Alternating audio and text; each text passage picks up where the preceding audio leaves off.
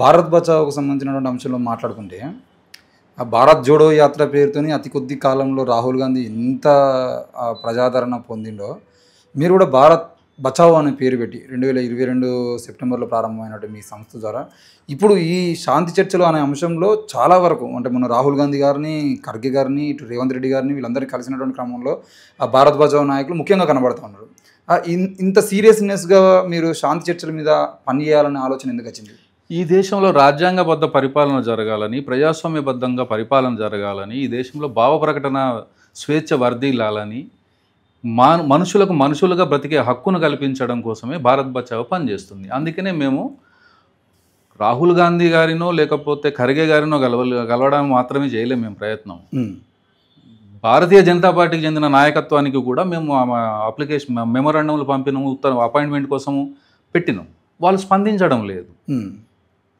ఆ క్రమంలో అధికారంలో ఉన్న వాళ్ళ మీద ఒత్తిడి పెట్టాల్సిందిగా ప్రజాస్వామ్యంలో ప్రతిపక్ష పార్టీలకు ఉన్న ఒక ప్రధానమైన బాధ్యతను గుర్తు చేయడం కోసం ఇండియా కూటమిలో ప్రధాన భాగస్వామిగా ఉన్న కాంగ్రెస్ పార్టీని కలిసినాం. మేము కాంగ్రెస్ పార్టీతో ఒక్కరితోటే మాట్లాడలేదు.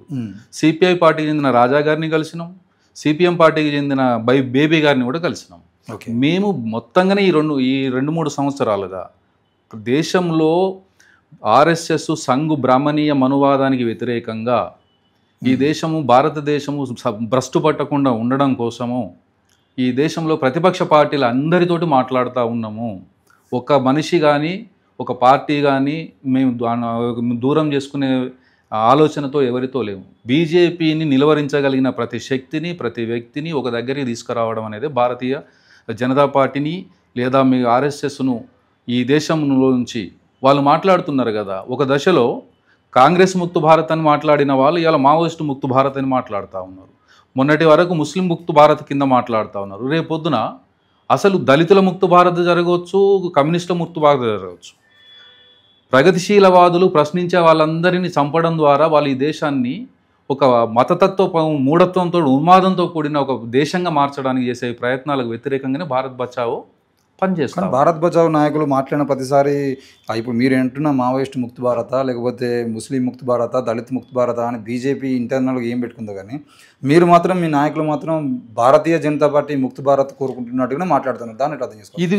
ఇది భారతీయ జనతా పార్టీ కాదు, భారతీయ జనతా పార్టీని నడుపుతున్న తల్లి లాంటిది. అసలు ఈ దేశంలో ఇంతటి దుర్మార్గాలకు ఇంత విద్వేషాలకు దేశం ఇంత నష్టపోవడానికి కారణమైన సంఘ్ పరివార ముక్త భారత్ కోసమే భారత్ బచావో పనిచేస్తుంది. భారత్ బచావో అంటేనే దాని అర్థం అది. ఈ దేశంలో అసమానతలకు ఇప్పుడు ఈ సందర్భంగా మనం ఒక విషయాన్ని స్పష్టంగా చూసుకోవాలి. అసలు భారతీయ జనతా పార్టీ చేయాలనుకున్నది ఏంటిది?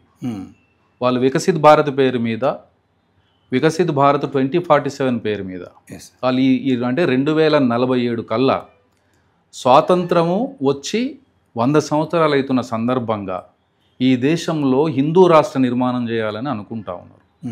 హిందూ రాష్ట్ర నిర్మాణం ఏం చెప్తున్నది? హిందూ రాష్ట్ర నిర్మాణం మనం చెప్పడం కన్నా కుంభమేళాలలో వాళ్ళు ఒక 4 పేజీల కరపత్రాన్ని అఘోరీల పేరు మీద సాధు సంతుల పేరు మీద హిందూ మహాసభ లాంటి ఒక సంస్థ డిక్లేర్ చేసింది. ఈ దేశము హిందువులది అని మాట్లాడుతూ ఉన్నారు. ఈ హిందువులు అంటే ఎవరు?